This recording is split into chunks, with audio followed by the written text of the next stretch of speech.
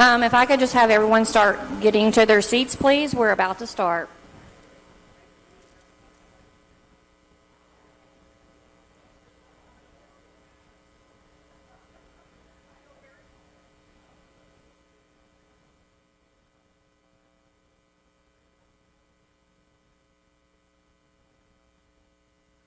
So quiet.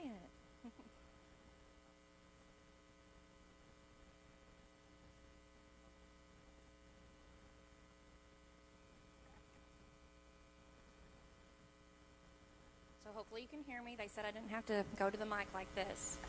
So my name's Shelly Corrales, and I'd like to welcome you today to the March Membership Quarterly Luncheon. I'd like to begin with an overview of the Chamber. In 2021, the Greenville Chamber of Commerce gained 79 new members.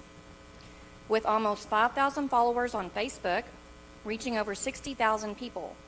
Our website accumulated almost 20,000 hits. We had 21 ribbon cuttings, 7 business before hours, 9 business after hours, 4 quarterly membership luncheons like you're at today, and 9 free donut Fridays. We hosted a new member breakfast, a different kind of Hunt County Days right here in Greenville, a GISD new teacher luncheon, a Grinchmas Christmas, a casino and auction that netted almost $28,000, and a golf tournament that brought in $24K.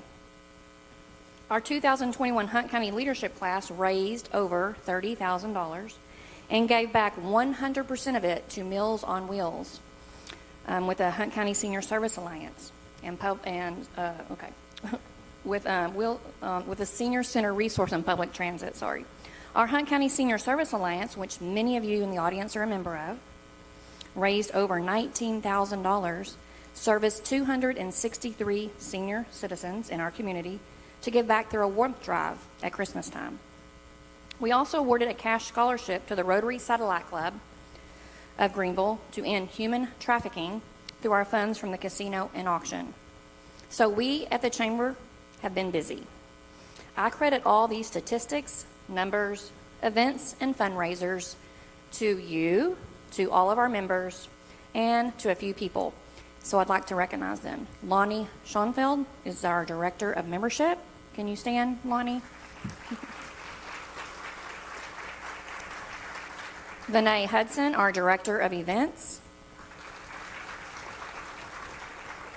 And a very special group of people, which is the Greenville Chamber Ambassadors. Our ambassadors make everything we do possible, and without them, our successes would be minimal. At this time, I would like to introduce Jason Carpenter, who is our Ambassador of the Year.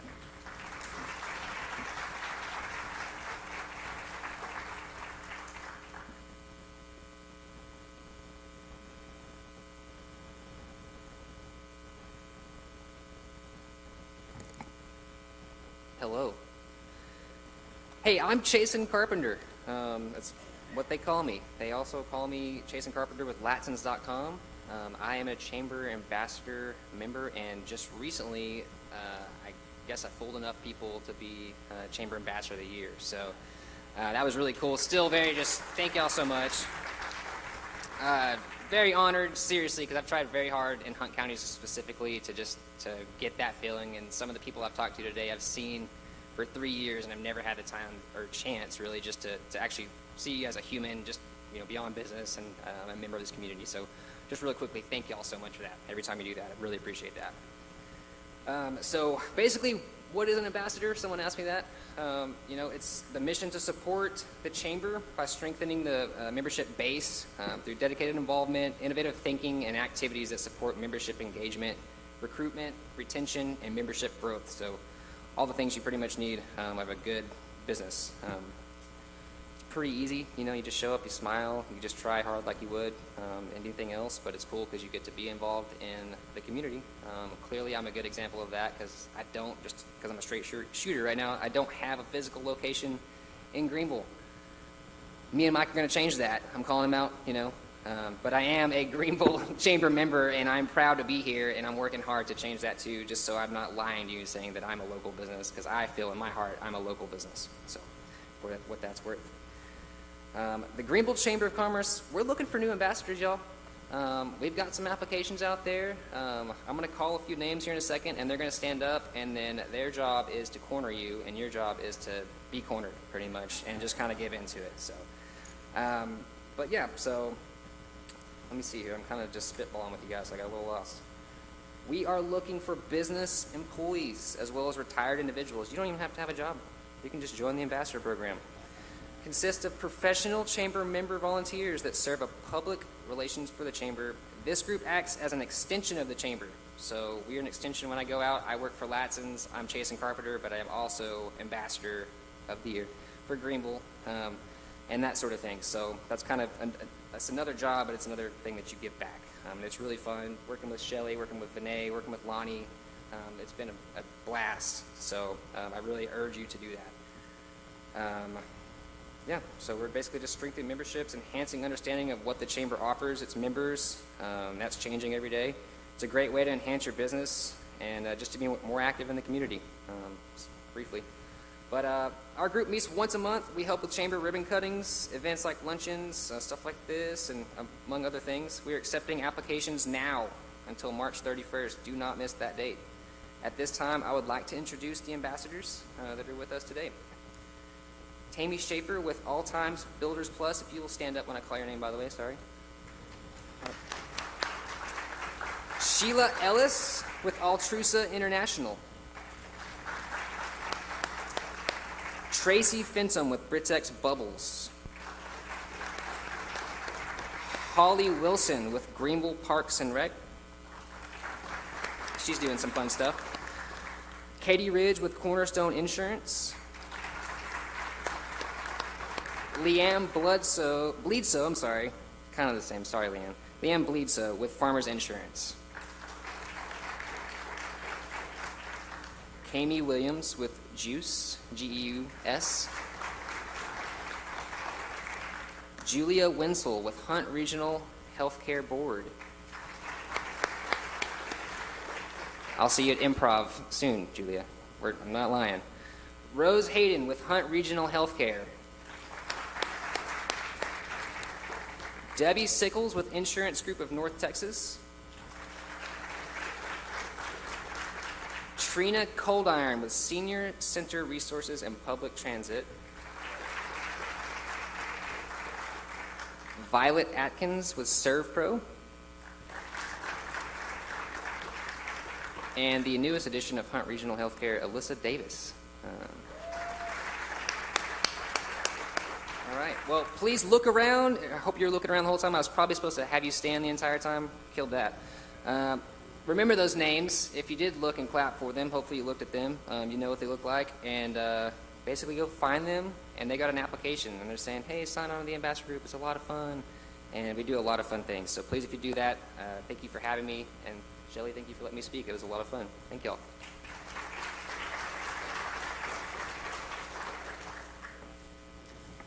So before we begin, I'd like to introduce some people that are in the room. So if I call your name, yell out, stand up, shout, whatever. So our Chamber Board of Directors, I have Stinson Sanders with Tarpley Realtors, who happens to be our board member of the year. Yay, Stinson. Sheila Bussell with Alliance Bank. Katie Ridge with Cornerstone Insurance. Kelly Bullock with Family First Home Health. David Ellis with Greenville Board of Development. Holly Gray with Century 21 First Group. Amy Wade with Greenville Enrichment Education Foundation. Bonnie Stewart with Hunt Regional Solutions, Lab Solutions. Mandy Stewart with the Hometown Group All City Real Estate. Kevin Banks with the City of Greenville Tourism.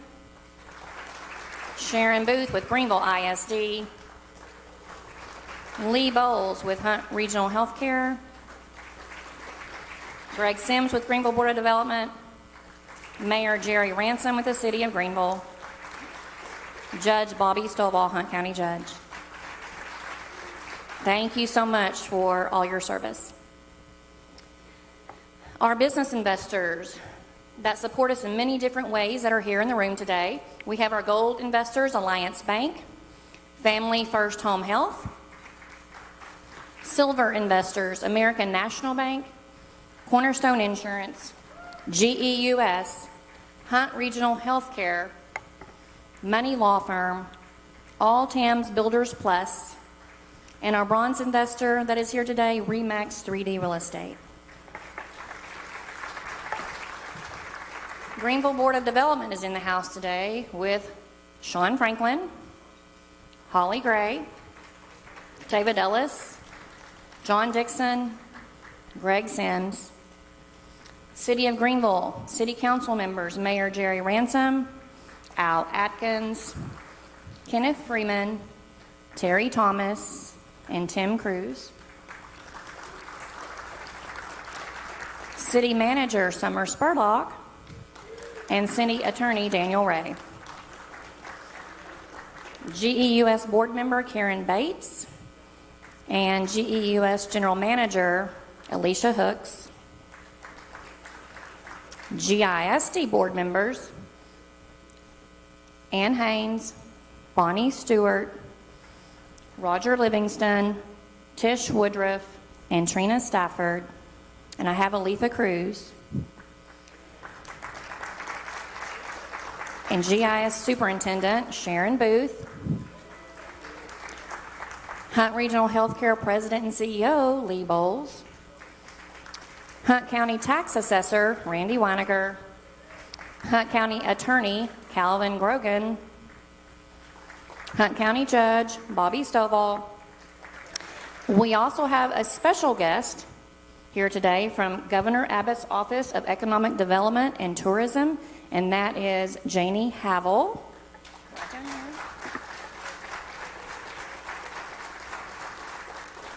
And last, we have presumptive nominee for Congress, Keith Self.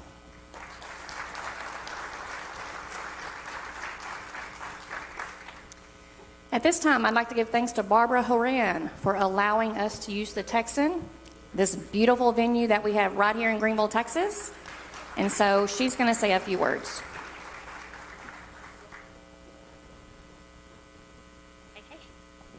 Hey. Feel like a motivational speaker. Okay, it's not on yet, is it? It's not very loud. Now, can you hear me? There you go. Now, you can hear me now. Thank y'all for being here. I like having my house full. So the housekeeping, all you guys down here, that's the way out. If you need to get out, if we have an emergency, which we're not going to have, right, because I'm telling you all this. So you go that way, you pop out on Wesley Street.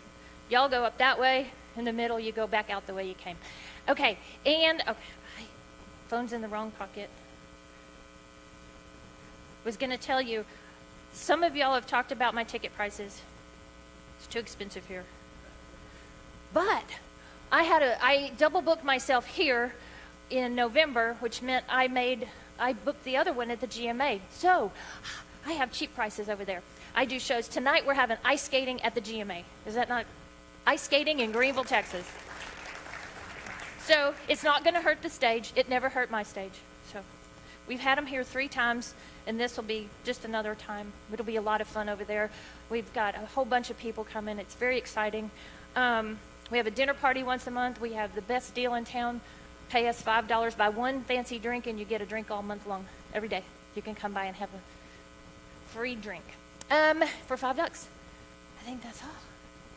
I'll get down. Thank y'all very much. It's exciting to see you.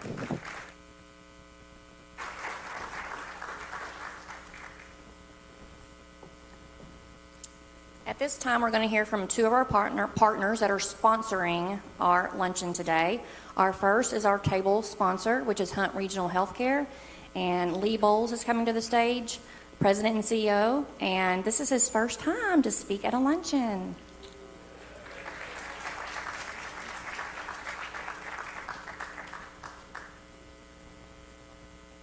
Well, he said I had 3 minutes, so I got 3 bullet points. And these 3 bullet points were to be for the Commerce Group's hour presentation that I was supposed to have done last week, so I'm going to cut it short.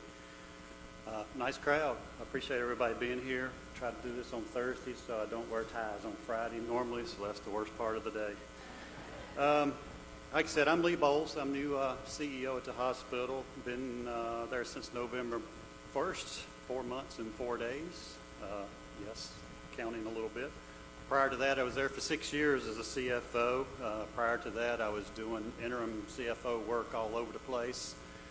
And for a couple of years while my son was finishing up school, and I did some interim finance work for JPS and decided I liked Texas. And that's how I came for our interview in Hunt County, fell in love with the place and the hospital and the people.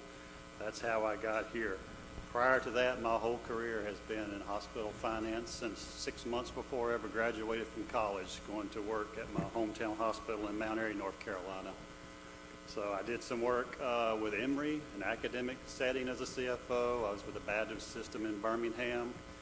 And I kind of knew what I was, which was a guy who wanted to be involved in the finance area of things in his hometown independent community hospital, because in my mind, that's where care gets delivered the best. So I sort of knew when I came here, this is where I wanted to land. I had all of the experiences. So that's enough about me. I just want to talk a few minutes about what we've been through for the last 2 years with COVID. When everything first came out, the lockdowns there early March of 2020, we went from 1,200 FTEs down to about 800 FTEs, shutting down services, not knowing how we were going to navigate that whole thing, unsure about the financial situation that we were getting into. Nothing happened. Things were just not busy. Opened things back up in May, all our business returned to what it was before, and things seemed good. Then we saw that real first wave come in there toward August of 2020, and it was bad. It was ugly. But by then, we kind of knew we had a lot of financial help from the government. The state was stepping up, providing agency employees, and we were able to weather that storm despite the high census and the acuity of the patients and everything that we had to deal with the turmoil that we went through. Things kind of leveled off for a while, and then in March, through March of 21 to about August of 2021, it was kind of business as normal. We were still busy, we were still full and growing. Then the Delta wave came, and that was a little bit different problem to deal with, but we navigated through that, and Delta never ended, and the Omicron wave came. Probably, truthfully, the Omicron wave was probably the most difficult for us to navigate, because we had a lot of employees out during the throes of that we did not experience during the other waves, and a lot of that agency help had gone away. But the one thing that's been constant during the whole entire thing has been our employees and their dedication to providing the community with health care. And no matter the challenge, no matter what we were faced with each and every day when we walked in the door, they just tightened up their belts and hitched up their suspenders or whatever it was, and tightened up their scrubs, and just got through it. And they refused to bend to the challenges that were making them want to cave some days. They just always redoubled their efforts. And I really didn't understand it until last November, when Travis Potter led our food drive, and we got well over 200 and some box meals that we were able to give to the community through the hospital. And probably 75 or more, a big, large percentage of those meals came from our ICU staff, who were the ones in the throes of dealing with that every single solitary day. And I walked by one evening, it was late, it was like 9 o'clock one evening, and just walked down to the unit and talked to one of the nurses and kind of thanked them for what they did. And she says, "You just don't understand. You don't know what we have seen and what we've been through. We know how lucky we are. We had to give back." And that's really who our employees are and what they want to do. But enough about where we've been for the last 2 years, because I think we've got brighter days ahead. Moving on, where we're at, lots of good things, lots of problems that we have right now, but they're all positive problems related to us growing. Our expansion is still on track to open up for our women's services and our additional OR space in June. I'm very excited about that. But walking out of the hospital right now, very little issues with COVID going on, but we're full, holding 13 patients in the ER. They had areas in our operating room open and holding patients. We need beds. So our board has taken action last month. We're starting to look at some ways to increase our bed capacity within the means that we have. Once our women's services new space is open, we're going to open up the 5th floor to med surge, and that surgical patients, and that will relieve some of that waiting capacity in the hallways in the ER. And we're immediately starting a renovation project on our 6th floor to remove it from administrative services and make it into additional beds. So we're taking immediate action on that. We need that because we're growing. We have a new vascular group that's providing 24/7 vascular coverage at the hospital, Lamb Vascular, in case you didn't know that, and they have grown our surgical volumes. We have got all of our orthopedic days covered for the ED, where we had some gaps with that until a few months ago. All our orthopedic needs are met now. And we continue to add new surgeons and keeping things like strokes that we used to have to transfer all out. There's a large number of those that we're able to manage now, but we need the beds to continue to grow. Our medical partners continues to grow. They're close to opening up their office in Cattle Mills. We're getting close to getting one open in Royce City. We got several others on the radar that we're involved in. Our biggest need right now is another gastroenterologist, and we're working on that really hard.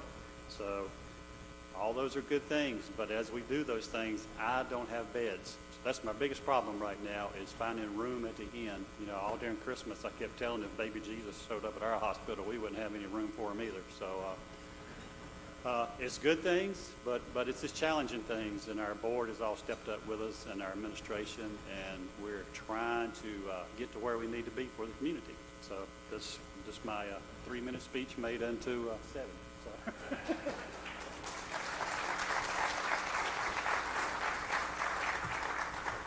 Thank you, Lee. Now I'd like to introduce Jimmy Dickey, Marketing and Key Accounts Manager of GEUS and our advertising partner for today. And he did tell me yesterday that you're going to need a Kleenex for this one. Thank you, Shelley.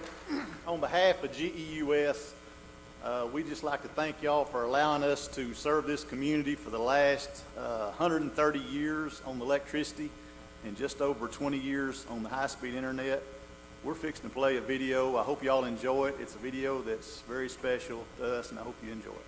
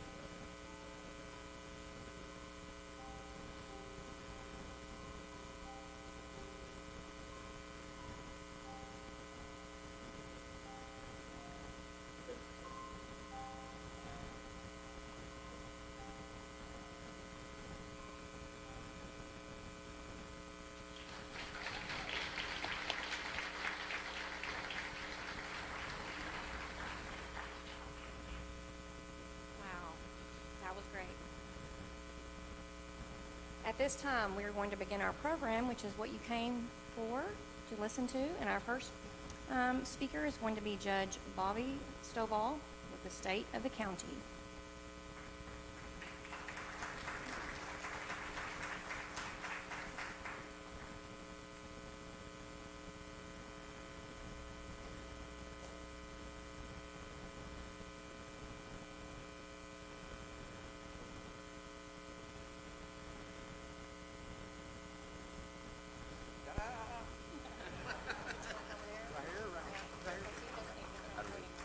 You got it on?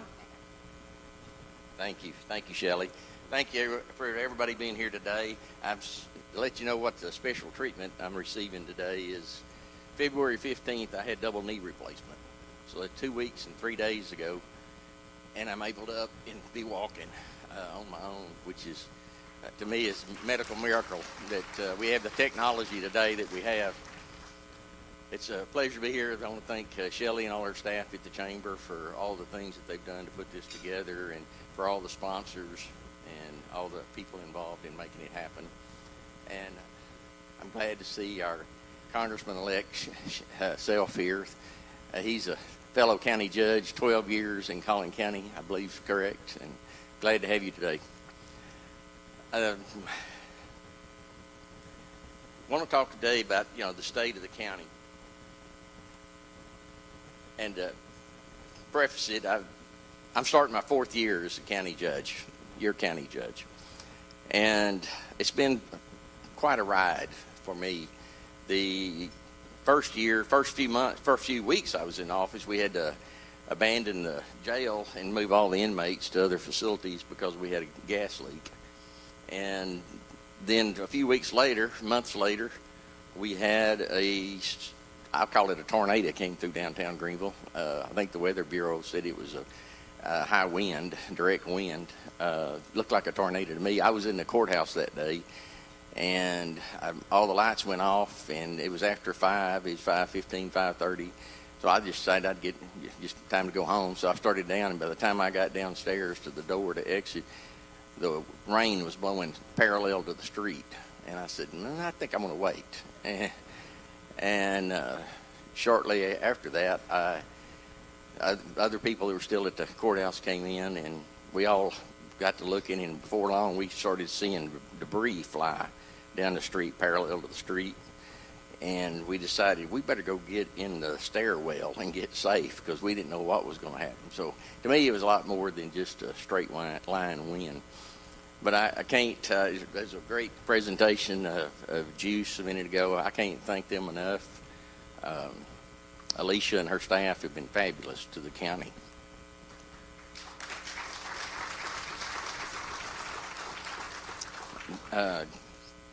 During that storm, it was already starting to get warm in North Texas, and we have guidelines by the State Jail Standards Commission that once the temperature reaches a certain degree in the jail, we have to get all the inmates out.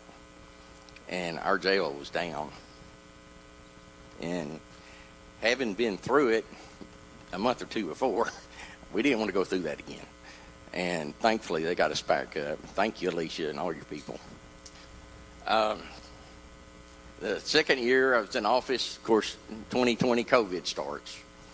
And I don't know if there's any way to explain what all we've been through with COVID. Probably the worst year of my life in 2020 of the stress of trying to deal with all the things going on with COVID. And then, of course, and then 2021 hit, and we had the worst winter storm probably of record. Everybody was shut down, staying home for a week. So I'm scared to see what's going to happen in my 4th year. I don't know. I don't know what to expect out of it. But through all of this, the county has come out amazingly well. Financially, we're extremely strong. We have a strong balance sheet. Some of it is, kind of good news, bad news to me. The COVID was terrible, and we had a lot of problems. A lot of businesses did lose money, and from the county perspective, we were slowed down so much we didn't do everything we had budgeted to do, so we had excess funds in our budget.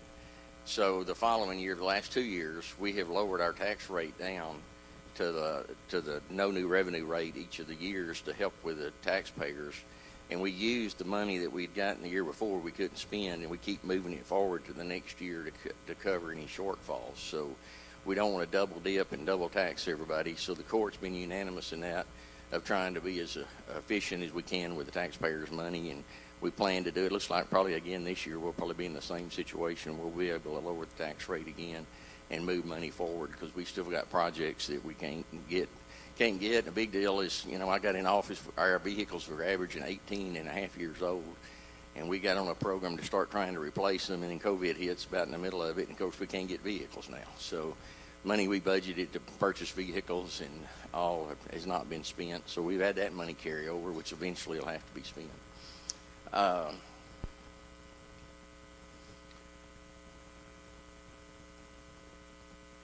course, the county's been very blessed with, you know, having a tremendous amount of growth, both residential and in jobs.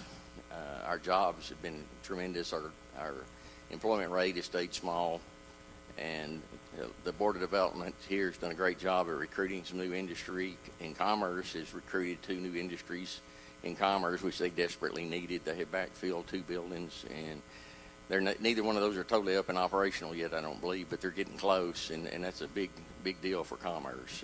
They really, one of those buildings I think have been vacant for 20 years, something close to it, so it's a great deal for commerce, and Hunt County brings some tax dollars to us and a lot of activity to commerce. But, you know, the residential growth is something that we have to deal with just nearly all the time. We are getting bombarded with developers and people wanting to put in subdivisions and build houses. And the county has very few tools in the toolbox to manage some of that.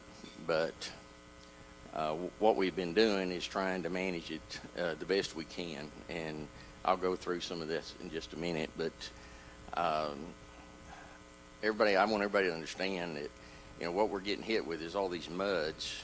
Several of them already are there, and they're going to be active. But what's happening is they're coming in and putting in 40-foot lots.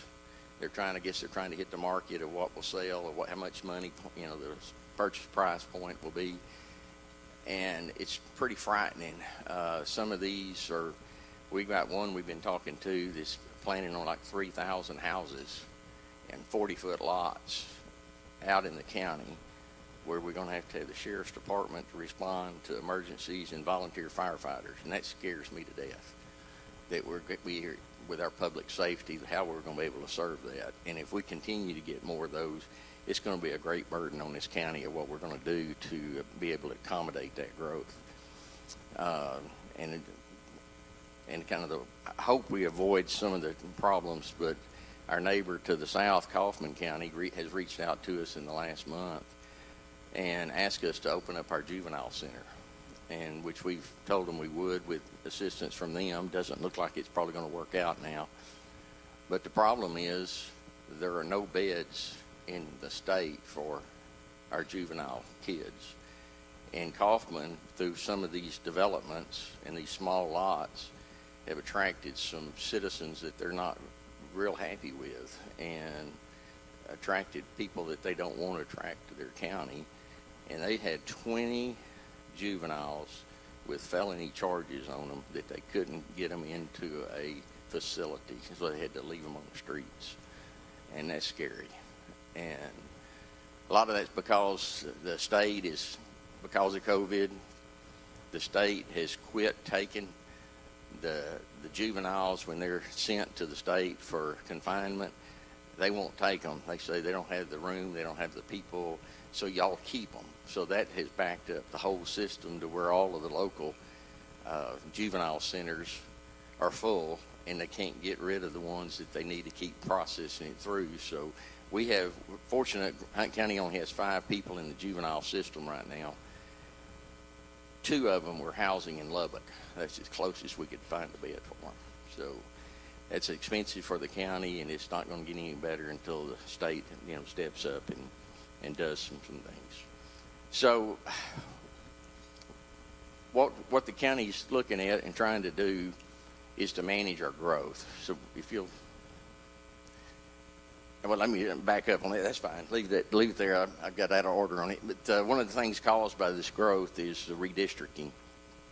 And I don't know how much you can tell from there. The major change was in Precinct 2. We're required by law every 10 years after the census comes out, if there's a 10% differential in population of any of the precincts, we have to redistrict. Well, the big problem we had was Precinct 2. They had almost 10,000 people more than the other precincts had.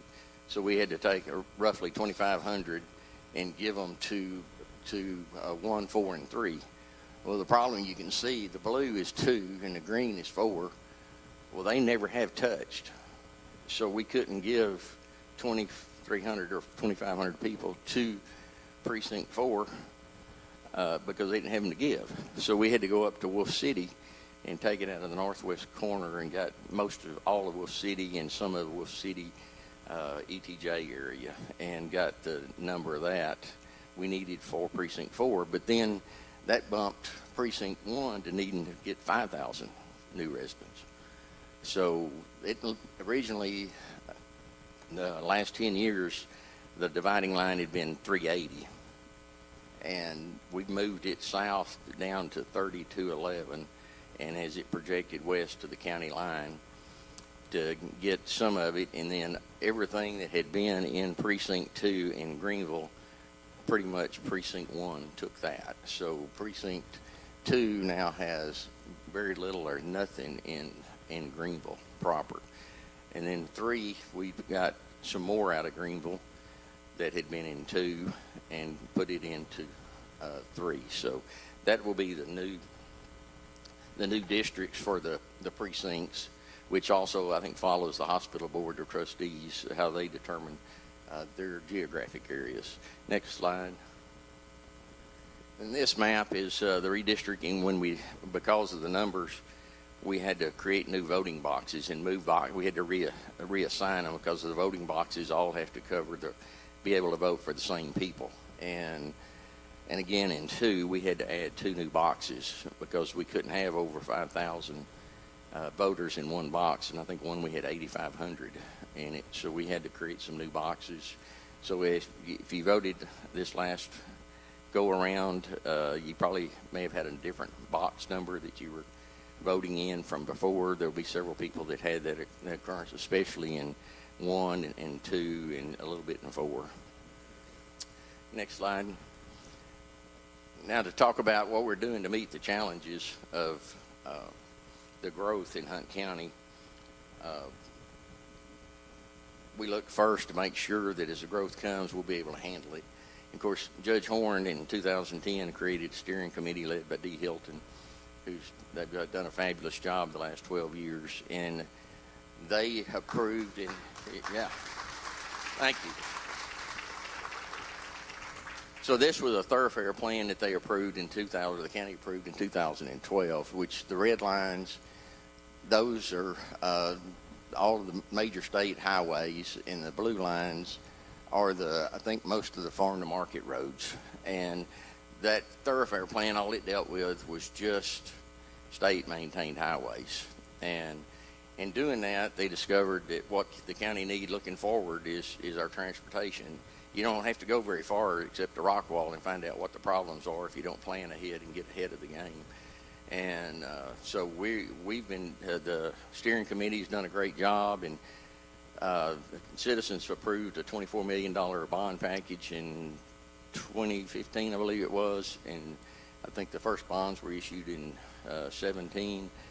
And what it was, the bond was passed for the county to pay for all the soft costs, the engineering costs for improvements of some of these roadways.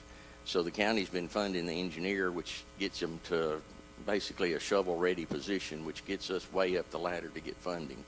So doing all of this, the county has all of I-30 between Greenville and the 2642 there at Bucky's at Rockwall. Every overpass between those are going to be rebuilt, and we're going to add one additional. And we're hoping to get started. And then, of course, In that, we're also doing widening 1570 all the way from 34 all the way around to 66. And we think we now have all of the funding to do all of those projects, the 1570 and all of the overpasses. We've been short some money, but as of this week, it looks like we still don't have final approval, but it looks like we're going to get the remainder of the funding where those will all be able to let in the next year or two and be under construction. So we'll have the Monty Stratton overpass, 1570, 1903 overpasses all under construction at one time. And then 1570 from 34 to 66 will be under construction, which will be a headache for a little while, but long term, we're going to be way ahead of the curve, and hopefully we'll avoid some of the issues that other counties are having. Next slide, please. So in the combating the growth, continuing growth, in 2022, the Commissioners Court approved a new thoroughfare plan that made very minor changes to the other one with the state highways, but this time we looked at our county roads. With the growth we're having, it was rapidly becoming obvious to us if we didn't do something, we weren't going to have any thoroughfares to be able to get people from point A to point B.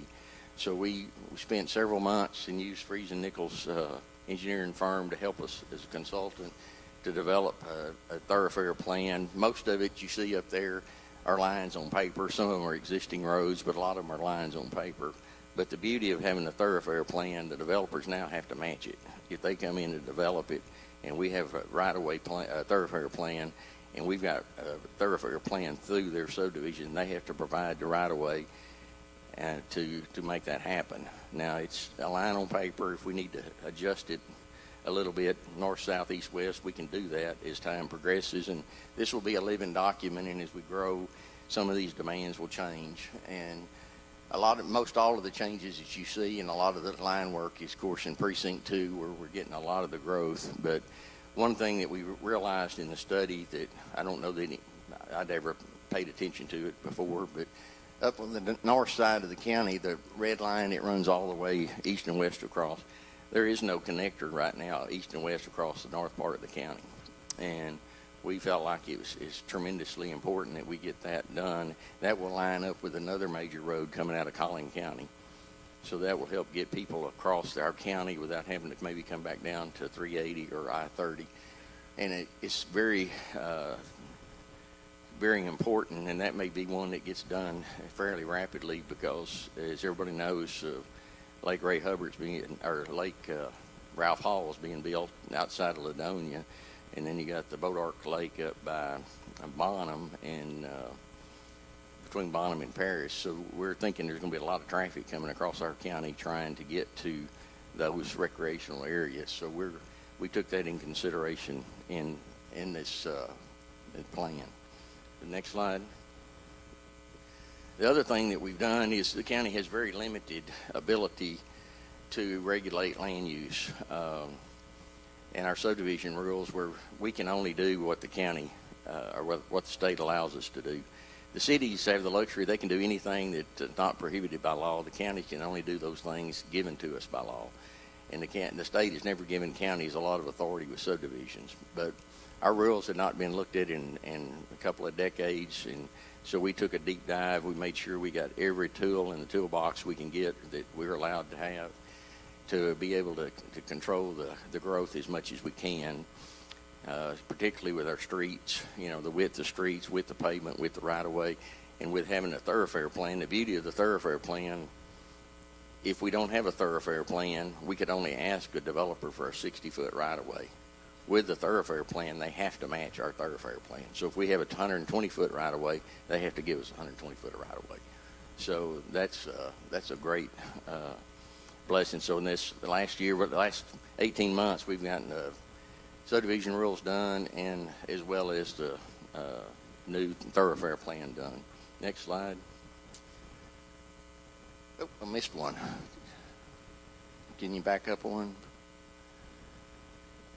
Well, maybe we didn't get it on there. The other thing we've done is around Lake Tawakoni, back in the 80s, the legislature created a planning and zoning authority from 5,000 feet from the take line at Lake Tawakoni. So the county does have zoning authority. It's the only place in the county has zoning authority.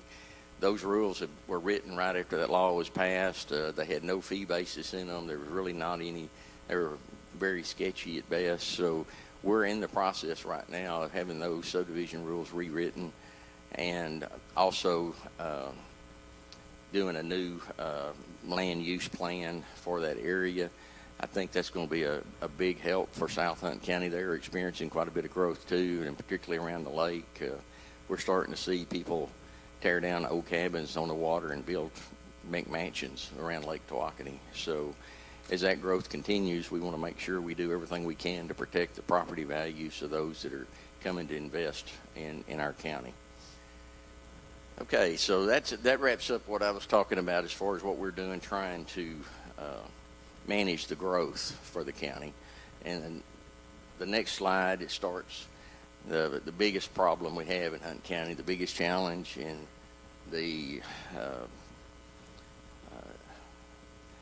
it's a problem. I don't know how to go any further. It's this. I'm going to show you a few slides just so you know. Of course, it has to do with the jail. We asked the voters to pass a $75 million bond issue to build a new jail in November, and it failed by 124 votes. And that's very unfortunate. We missed a window there to get some really low rate interest on our bonds. Would have made it a little bit more affordable. I know we've gotten a lot of questions. We didn't handle it maybe the best we could have, but we had planned on putting it on the May 23rd or May of 23 election, which would be next year, May of this year, May of 22. We already hired an architect at the time. Back in June or July, we hired an architect. We'd started working on some schematics of what we were going to do. We were going to spend the rest of 21 getting ready to go to the voters in 22, and it just got it going and realized that we couldn't have a bond election in May of 22 during a primary election year. The state does not allow us to have bond elections. So here we were starting down the road, and the court made a decision that we thought enough people knew how bad the problem was, and we thought we could sell it and get it by, even though we had to do it when we weren't quite ready to get going. And we got close, but we didn't quite get there. So we'll have to come back with another plan to try to get it built, because it's not going to last us much longer. This slide is a picture. At one time they had a tunnel under the jail to do some investigation with some engineers to make sure it's still structurally sound. Pointer doesn't work, but if you can see underneath the concrete is that rebar. Well, that rebar is supposed to be in the middle of that concrete. And that's throughout the building. Every time we have to cut into the concrete, we find that all that rebar is sitting on the ground. And so it's creating all kind of cracks and movement in our building. It's just structurally not sound. Next one. This is a roof on the east side, or the inside wall on the east wall of the courthouse. You can see all those metal brackets. Those had to be put up before they opened the jail, before they could occupy it. That wall was so unstable, they had to reinforce it with the wall, and that's all along the east wall of the jail. It's been that way since it opened. Next slide, please. Here's some more additional, enforcement into the walls and the roof lines, trying to get it braced. Next slide. Here's a column that had to be put in with an I-beam across it to support the roof over a certain area, because the foundation under it was failing there, and we had to put some structural members under the slab and then bring that I-beam up and make it to where it was secure in that area. Next slide. There's a retaining wall outside one of the north side of the courthouse, or the jail, and you can see how it's just pulling apart. It's very shoddy construction. Next slide, please. Here's a major crack up in the ceiling that you can see. Just one of many like that. Next slide. Here, if you can tell, the molding on the bottom of the floor, it's raised up probably 1.5 inches, where the foundation is slipped, but the walls are sitting on piers, and they're up higher. They're not giving. Next slide. This one I really like. They're fixing a crack in that ceiling joint there. The black you see, that's a blanket. The crack was so wide, they had to get something to stuff in the crack so they could get the plaster over it to get it to at least look decent. That's how big that crack is. It's amazing. Next slide. Here, this cracks up in the middle of the wall and in some of the deputies' areas where they work. Next one, that may be the last one. Yeah, that's the last one. So I just want to give you a quick look at what there's pictures everywhere. We got lots of pictures. We hope over the next year maybe we can get some people out to take some tours. Sheriff Jones is doing a fabulous job trying to keep it maintained. We did get it recertified again this year. That's second year in a row that we've got it back certified. We were out of certification for about 5 years, but we've got it to where, with Band-Aids and fixing plaster and fixing cracks and staying on it all the time, that we're able to keep up with it. And a lot of that's due to the court made a decision 2 years ago to quit taking federal inmates. We had taken federal inmates for a number of years that usually amounted to about 60 or 70 at a time in our jail. And I never thought it was a money maker anyway. The sheriff at the time thought it was. Whether it was or wasn't, there's not enough bookkeeping detailed enough to be able to tell, but it wasn't making us much money if it made anything. And so the Commissioner's Court made a decision to terminate that contract with the federal government. And since then, that has given us the ability to be able to fix some of these things. Before, when we had the federal inmates in, it was full. So if we had a problem in a particular jail cell, we had no place to move them around to get in and do the work. So now we've got some flexibility in our jail. We're not staying full all the time. So we had the ability to move inmates from cell to cell and get in and work on the cells. And that's been a huge advantage. And I guess the thing I always say about the jail is we don't fix a water leak there a day. And we don't unstop a sewer line a day.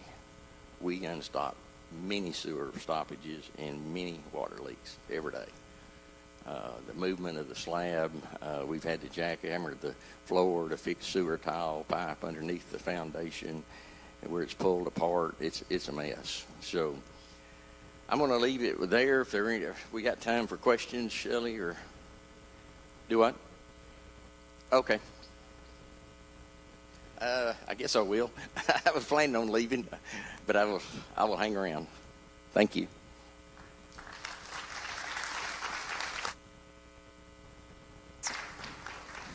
Next, we have our mayor, Jerry Ransom, for State of the City.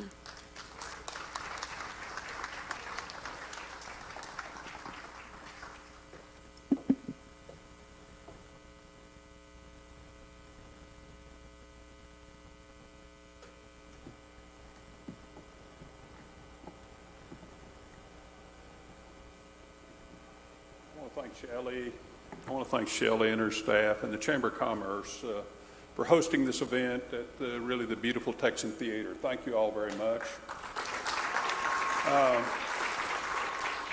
have a lot of information just to share with you today, but before I start, I'm going to go off script a little bit and ask everyone to keep the citizens of Ukraine in your thoughts. I can't imagine the unprovoked terror and struggling that those people are going through. So please think about them as you go through the rest of the weekend.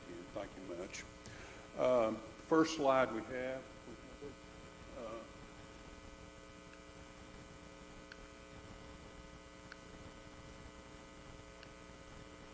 Which one? Here. Okay. Okay. Well, I know all of us know that Greenville's growing.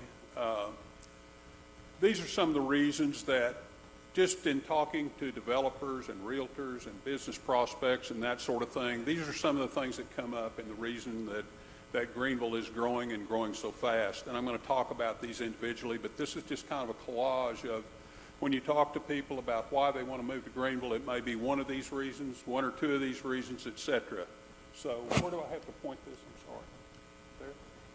Is it changed? Did I go too far? Okay. I can't see that. Okay. The recent census, as you know, we reported about 28,000 people. We feel that's a significant undercount, just based on water and electric meters and some of the metrics we have, and also water usage. We feel like our population is closer now to 31,000, maybe plus or minus 31,000. We're not sure, but somewhere around that number. We see our growth in our sales tax. It's growing. It's growing at a compounded rate year over year. The last 3 years, it's grown at a compounded rate of about 15%. I think this year we're already almost $500,000 ahead on our budgeted projections. And then, of course, as I mentioned, the realtors, developers, and business prospects you said we talked to say it's coming, whether you're ready or not. So. That change. So when you talk about jobs, some of these issues that we've talked about, GBOD, and I'll talk more detail about this, has created over 1,800 jobs the last 6 or 7 years. You don't think about that, and I'll show you the facts behind that. But also, I think one of the things we learned from COVID is the ability to work remotely. I know a number of people, and I know you do too. I have friends. One of them works at Mary Kay, and she works here at Club Lake, and she's able to go into the office once a week or once every 2 weeks to collaborate with her friends and work with the work. I think schools, well, this is an economic driver for our community, our schools. When a business prospects comes in, probably one of the first or second thing they ask Greg Sims is, what about our schools? And when you think about it, whatever happened then, that was then, this is now. We have the robotics, we have solar car. I don't know if Tony Norman's here. Thank you, Tony. We were just recently at the, yes, thank you for all your help on that. We were recently at the Chamber banquet, and if you looked around IFI at all the pelts on the wall, it's unbelievable. They don't just go and enter the robotics competition in solar car, they win it every time. And so that speaks well. We have our talented and gifted programs. Our kids are as good as anybody's kids. And then, of course, we have the vocational programs, the culinary arts, and various other things. I know recently, about a year ago, we were involved in the Board of Development, and they hosted the meeting for this business prospect for electric cars out at the high school. And in the backdrop was the robotics lab and the culinary arts, and the people were just enthralled with that. It's really, really impressive what we do. So just want to reach out and say that this is our schools is definitely an economic driver for our community. When a family comes, they probably want to know what kind of school their children are going to be attending, and certainly business prospects ask every time. We also have great private schools. I think some people are moving now. When you think about Dallas, I don't know if there's a safe haven in Dallas anywhere. I mean, you see things at North Park, crime that happens. Index crimes are increasing all over these major cities, and I think that is a reason that people want to move to more suburban areas. So go from there. Help me with this, please. I don't know where to point it. Oh, it's not working. Okay, could you get... Huh? Okay, next slide. I didn't get that. Thank you very much. Quality of life. I don't know how to define that. I don't know how to describe our quality of life here. There's something about it. It's our unique. We have a unique hometown, but I think we have a hometown atmosphere that's close to big cities' amenities. But I don't know. I've never been able to define what it is quite. We have accessibility. We have 5 major highways that crisscross Greenville, along with a lot of rail from Kansas City Southern, various others, Burlington Northern, and Dallas, Garland, Northeast Texas Road, that sort of thing. We have affordable housing. That's one of the things. We recently, a developer from Prosper stopped in. Unfortunately, I didn't get to talk to him, but he stopped in to visit with the city secretary. And he happened to mention that he'd been coming east from Prosper and Plano in that area, and this was the first place where he could find affordable housing.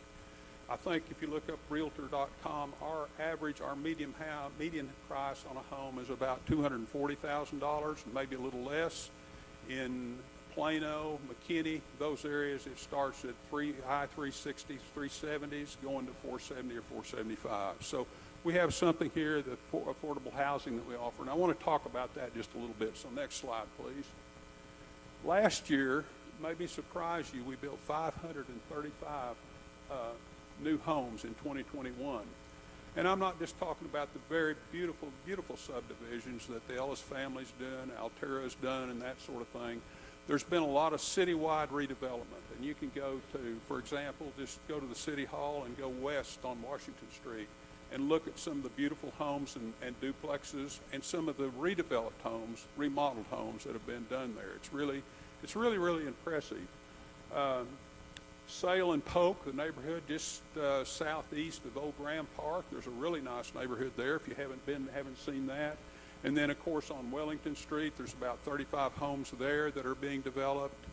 There's a new development that's going in just north of the high school that has about 75 homes there on Lions Lair in Colorado. And, of course, Sale Street, just west on Shelby, there's some beautiful homes all over the city. I probably left some out, but that's where it is. Might surprise you, we have over 4,300 home sites planned for Greenville, Texas. Think about that. We have to get ready for that, right? And there are over 3,500 homes planned outside our within or out just outside our ETJ, and that's what Bobby was talking about earlier about just the growth that we're seeing in our community. Next slide, please. With other policies that we've had, the current and the past councils have worked hard on reducing the tax rate. We've reduced the tax rate over 11 cents in the last 5 or 6 years. And we've absorbed some citizens, when the citizens voted for bonds, for example, in 2015, they voted $2.6 million in $12.6 million in bonds that was supposed to increase our taxes. And the citizens knew this, 6.2 cents on the tax rate.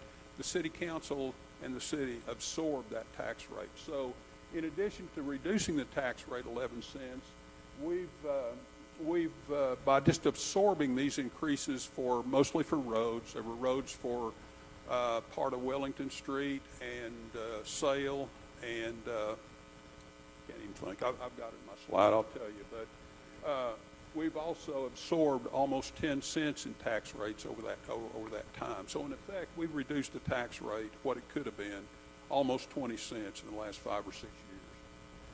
Electric rates, our residential rates are 18%, 2 cents lower than the North Texas average. Think about that. You see people on Facebook complaining about our rates. It's annoying to me, I'll tell you very much. We have a world-class facility.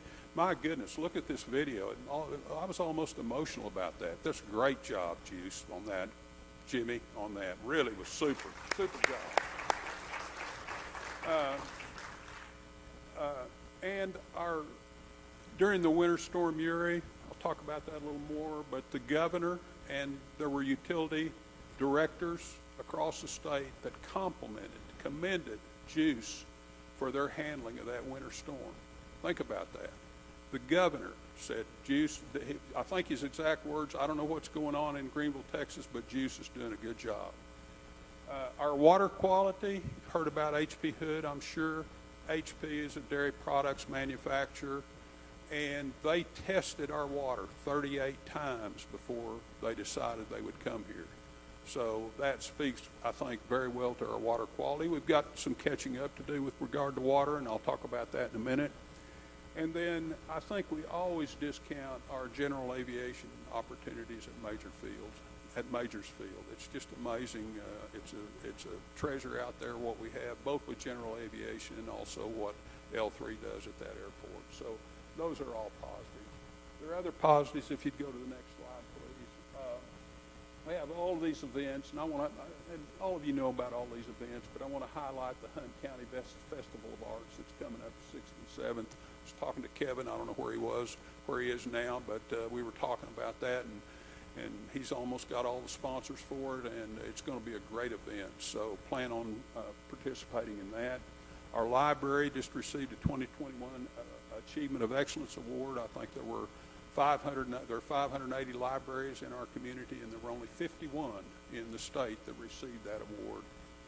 And these are just some of the reasons that families, I think, and businesses and people are being attracted to Greenville. Next slide, please.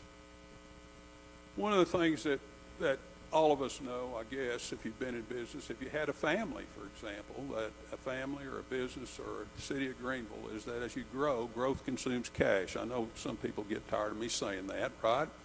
But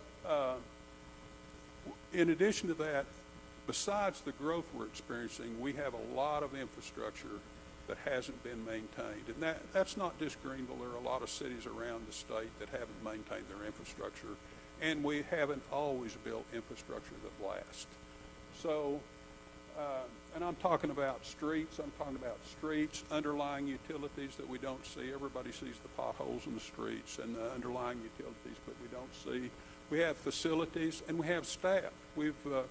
I think employees are our most important asset. Obviously, I think they are in almost any organization of this size.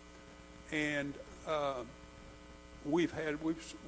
don't know if we've struggled, but we've tried to keep the pace with our pay so we can keep our workforce working and together as we have.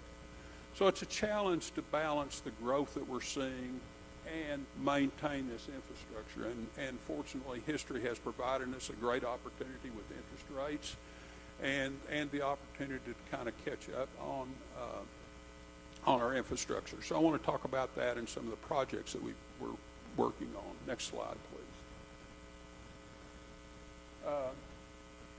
Okay, this is our street improvement program that we did. Greenville has 186 miles. That's the speed of light is 180. Sorry. We have 186 miles of streets.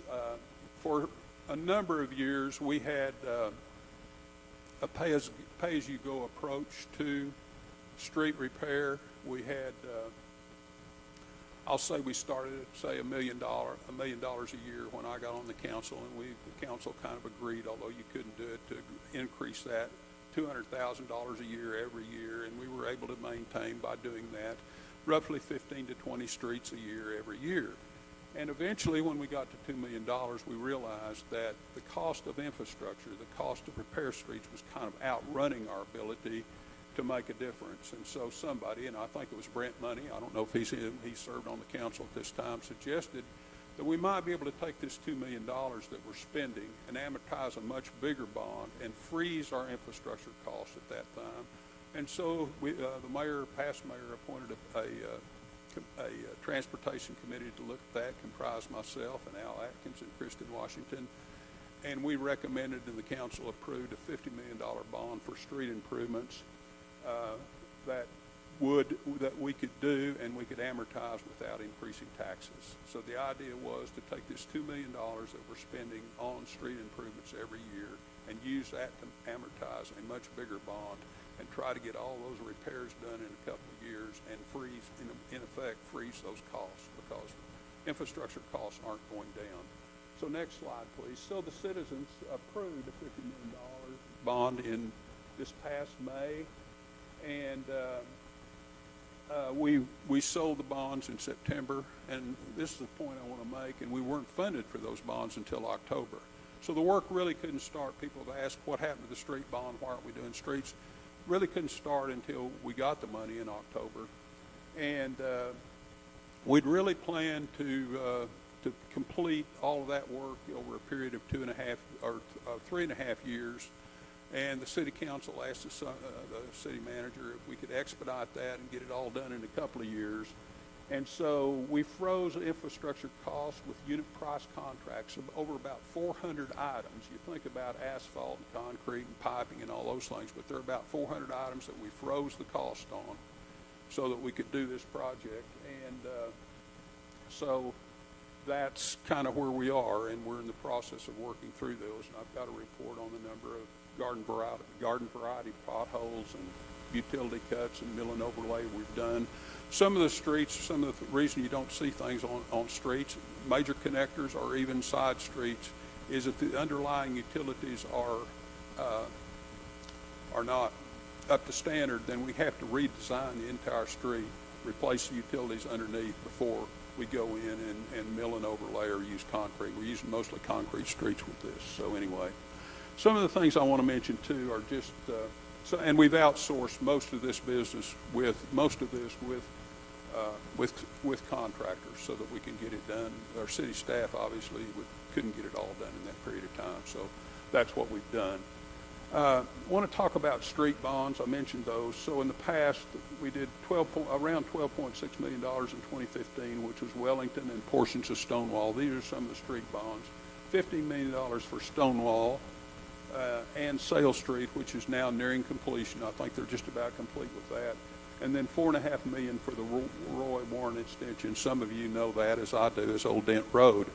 But we're in the process of doing those. But we've absorbed, with all of those, we absorbed those bonds into the tax rate. So we didn't increase, for example, I mentioned, I think, for the $12.6 million, the citizens understood if they voted for that, they could expect a 6.2% or 6.2 cent increase on the tax rate. When that came down, the council absorbed that tax rate, so there was no tax rate increase because of that at that time. Next slide, please. So we've been working on this street bond for about 5 months, and during that time we've replaced or fixed 276 potholes, 286 utility cuts, and we've done mill and overlay in the Colony, Gate Estates, and Cedar Creek additions, and we have a lot of street design going on. So as soon as that's finished, we'll be able to start on those streets. And I think there is a map on the city website that says what streets we plan. We had a meeting a couple of meetings ago about what streets we were going to do, so you can see that. So anyway, next slide, please. The next thing I want to talk about is our water infrastructure. Our raw water line and intake, as many of you know, comes from Lake Tawakoni. There's an intake valve at Lake Tawakoni and about a 21-mile raw water line that runs almost parallel to Highway 69 up to our reservoir lakes here in the north part of Greenville. And it's 60 years old. It breaks usually 3 or 4 times a year. Every break costs us probably, I don't know, $35,000. And so anyway, and what we see now with our water usage is obviously that needs to be replaced in the future. Kind of, if you remember going back to 2008 and then 2013, we had long droughts here in this community. And you probably remember in the paper there was concern that we weren't even going to be able to get water because it was below the intake at the lake. And I remember at that time, I've talked to Link Linkenauger, I think is here today, and I will tell you something. He's been working with us on these water projects, and I think he probably knows more about. I wish Link could stand. Link, would you stand and be recognized? I'm going to say he knows more, but I think he's probably forgotten more than many of the directors at these various water districts around the city. He's really been helpful to us. Anyway, I remember at that time when we were concerned about where we were going to have water, what was going to happen. I was driving to Dallas, and I was listening to PBS radio, and they had this renowned climatologist on the radio talking, and he very self-righteously proclaimed, I'll never forget it, he said, the lakes of North Texas will never be full again.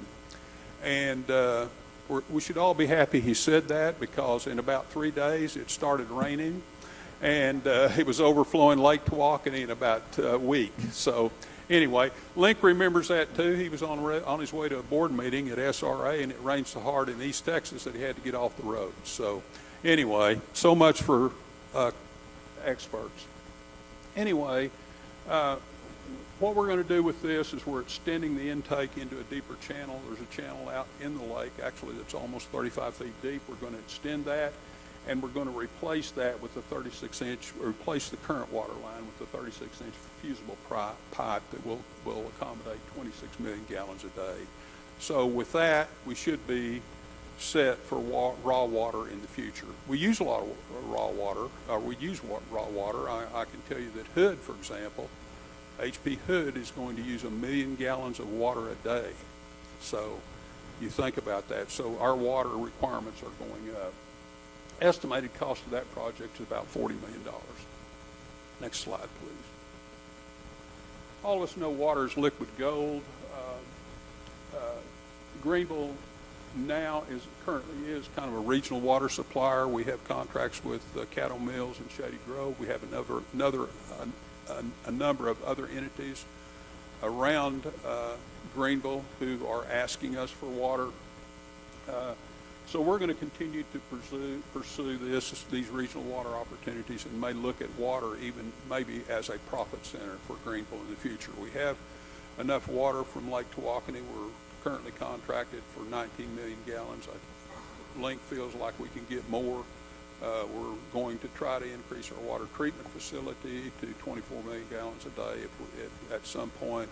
And so we're going to have plenty of water, not just for our community, but for other communities. And we see this as an opportunity to perhaps become a supplier of water. Somewhat, if you think about it, maybe even somewhat like the GEUS model that we've done in the past, where it became an autonomous type entity in our community. Not sure about that, but we're talking about it. Wastewater infrastructure, our wastewater treatment plant is rated at 6 million gallons a day. And we just, it currently is approaching, we're currently approaching 4 million gallons a day. And TCEQ has a trigger. If you get to 2/3 of capacity, then you have to start a redesign. So we've already started the redesign, which will double our capacity for wastewater treatment. So next slide, please. Public safety, we have an emergency operations and training center, which is that for the fire station. If you go through that, our fire station, our current fire administration building was developed as a fire station at Templeton. You know, probably many of you know where it is. In 1953, it was converted to the fire administration building in 2005. It's crowded, abysmal conditions. We had a little bit of a spirited conversation, Summer and I did, about whether I should use the word abysmal, and I decided to, and I'll challenge you, go down there and visit, and then come and tell me what a better description of it is, because it's terrible down there. We have the documents, I don't know if you know, the firemen have to keep their blueprints of major buildings, like the texting around, so if they have a fire, they'll know what's going on. Those documents are sitting in a stairwell. That's where they are down there. So this new facility, and we're looking for about to decide on a location for that. But we'll include a classroom, fire and rescue training, and be a central location for command and control and coordination. During Winter Storm Uri, we didn't have any place for people to go. I think they ended up congregating at Alicia's office, maybe at GEUS. I'm not sure where it happened, but anyway, that's what this would be for. So next slide, please. Public safety project is a radio project. We have our current system has limited coverage, which means it doesn't even cover all of Greenville and the ETJ. It's currently not supported by the manufacturer, and that presents safety issues for law enforcement. If somebody, I think pretty much it works when people are in their cars, but if they get out into, say, a park to pursue somebody, or they're in pursuit of somebody, they don't have contact, they lose contact, that sort of thing. There's no interoperability for that with our police and fire, and so we all need to be connected together so we can talk. And so that's we're looking at that radio project, and I believe we have something on our agenda coming up this time to resolve some of that issue. Okay, next slide, please. Austin Park, you'll remember where the old Austin School was. We demolished that. It eventually became the police administration building, and then when we had a new it sat vacant for a while and became really a nice store, and we demolished that in 2019. And this is some of what you see going up there now. It was you see the new sign for the Austin Park, as well as some of the playground equipment that we're doing, and we included that in the current bond. So anyway, very nice. Yes. Next slide. One of the things that I've always been interested in, and mentioned it when I was on the council before I came mayor and was mayor pro tem, is I've always felt that downtown was a diamond in the rough. I always wanted to see us do something downtown. And about 4 months ago, I appointed a committee called Vision 2022, or Vision 22, to to look into what we could do to redevelop our downtown area. And it's pretty challenging, really, several things. We have a larger downtown than most cities our size. It kind of goes from east to west, from the rail station clear down to Market Square. And, of course, it's centered around the courthouse. I think the judge has some plans to do some stuff around the courthouse himself. I'll let him tell you about that. But we need to, this is something we need to do for our community. I think it will institutionalize it and make it much, much better. And we have a lot of businesses that are coming down here. So this is one of the things that I wanted to do, and I appointed a committee, a 15-member committee,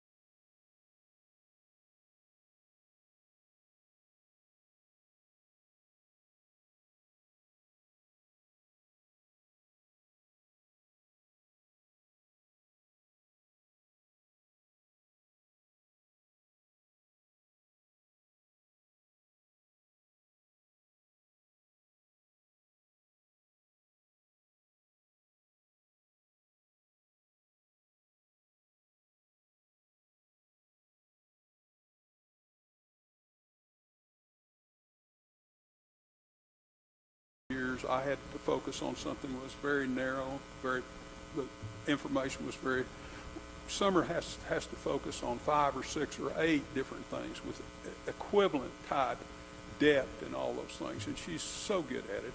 She also has, I've mentioned this to some of you, has a almost photographic memory, which is good from a management standpoint. You husbands out there been managed by your wife, and they say, remember what I said 2 weeks ago? Well, that's what I'm talking about right there. So anyway, have somebody in our industry that has worked with Heather. Heather worked for me. With Summer, and he works with probably, I think he said 62 city managers across his market, and he recently told me that he thought she was one of the very top. So we're very, very fortunate to have her, and just want to thank you for it. Same thing for Greg Sims. My goodness, think what he does, and he says, no, I don't want to be recognized, but I want to mention that he is the past president of the Texas Economic Development Council, and that's an organization of about 800 people who are all interested cities and developers and that sort of thing across the state of Texas. Alicia Price, I mentioned her. Carol Kirkendall that's a secretary is a huge misnomer for this title. What she does, I mean, she does everything to keep the city council coloring between the lines. She does elections. I can't, public information requests, all of those. It's amazing the job she does. So I wanted to mention that. And Daniel Ray we're so fortunate to have him, I think. So very young attorney that is very, very gifted, I think, in what he does for us. And Daniel, we appreciate everything you do for us too. So I just want to say, living and operating a business in here was always, living in Greenville and operating a business here was always a choice for me. And I moved here over 50 years ago, and I've never wanted to live anyplace else but Greenville. And I'm very honored to be your mayor, and I want to thank you for being here today. Thank you very much.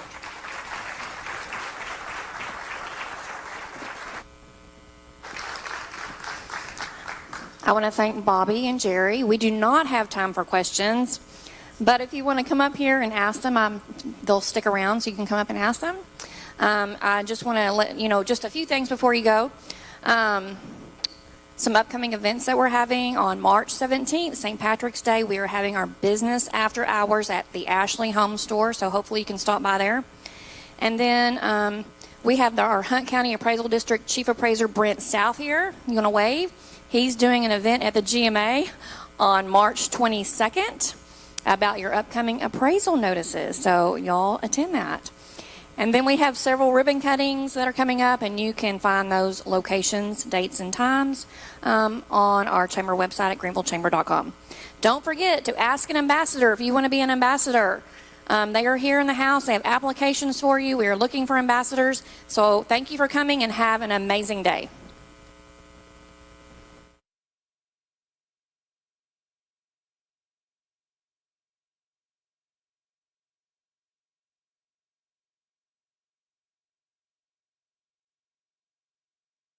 This video has been brought to you by GEUS 34. GEUS is your community-owned provider for